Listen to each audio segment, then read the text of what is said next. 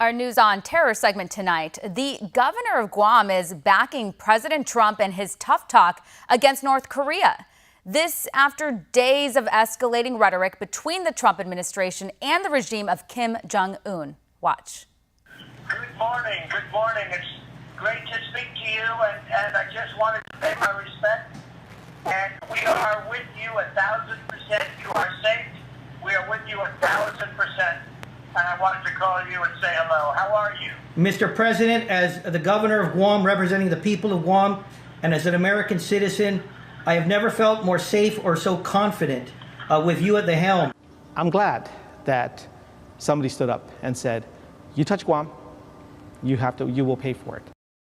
Now, America is preparing military options in case sanctions imposed on North Korea fail. And this is according to the most senior general in the U.S. Armed Forces. So will this all be enough to defuse the dictator?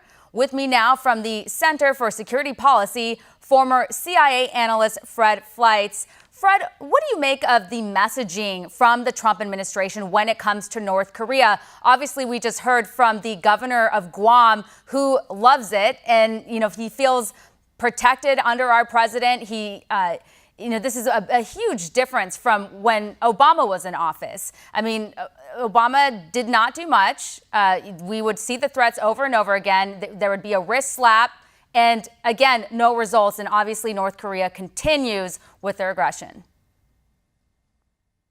Stephanie, it's good to be here. Well, I think that I'm cautiously optimistic that the Trump approach is having an effect.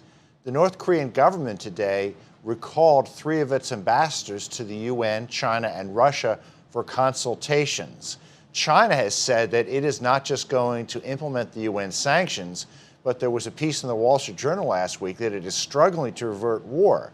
The South Korean government is pleading with the United States to avert war. I think what we're seeing here is that the president's tough rhetoric is having a significant effect on the players in the region. I have to think it is affecting the way the North Koreans see this situation. And I mean, I don't know that it's going to change the situation, but I don't know what else we could do.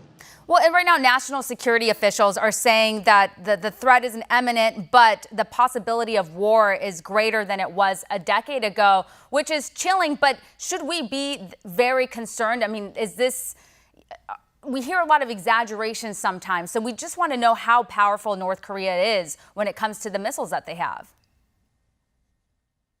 I don't think the threat of war is very high in the immediate term, but I'm concerned about the long-term trend where North Korea's nuclear program is going. Frankly, I'm worried that it is an offensive program that North Korea will one day use to either forcibly or through blackmail try to absorb South Korea.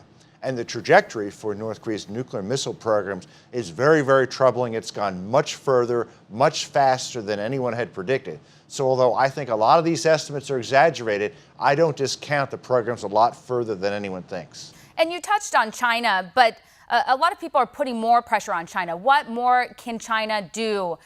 And why would China let North Korea go this far?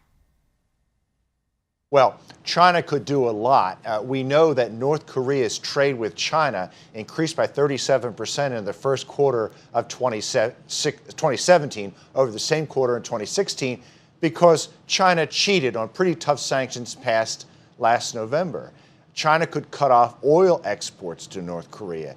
Now, there's a ban on direct investment and other investments in North Korea, but only new investment. Let's cut off all investments. I think we have to get China to do that. China's played this game for a long time to sound tough, but then to trade with North Korea and maybe try to use it to play off the United States and South Korea. I think we're sending the message to China that those days are over. And I think that the big issue here is, and the question a lot of people are asking is, will North Korea's nuclear ambitions provoke a new arms race? And so other countries will see, oh, well, North Korea is getting away with it. Why can't we? I think there's a real possibility of that. The opposition party in South Korea is calling for that. There are people in Japan calling for that. And this is going to be a factor that will force China to take more aggressive action against North Korea. That's the last thing it wants, is a nuclear-armed South Korea and Japan. And just really quickly, we did touch on this a little bit, but We hear a lot from the media, and it's like they are more concerned about the rhetoric and the words rather than the actions of North Korea. Do you find that, in a sense, almost hypocritical? Like they should be more worried about what Kim Jong-un is doing, not what our president is just saying. Well, in my view, the president's words reflect the thinking of the American people. They're tired of this country constantly threatening to attack the United States with nuclear weapons and ballistic missiles and posting videos of nuclear explosions over Washington, D.C. This is how leaders should react to provocations like this. And the press seems to disregard what they hear from Kim Jong-un and hold President Trump to a ridiculous standard. I think the president is reacting the way the American people want him to react. Well, we're going to have to leave it here, Fred. Thank you for your insight.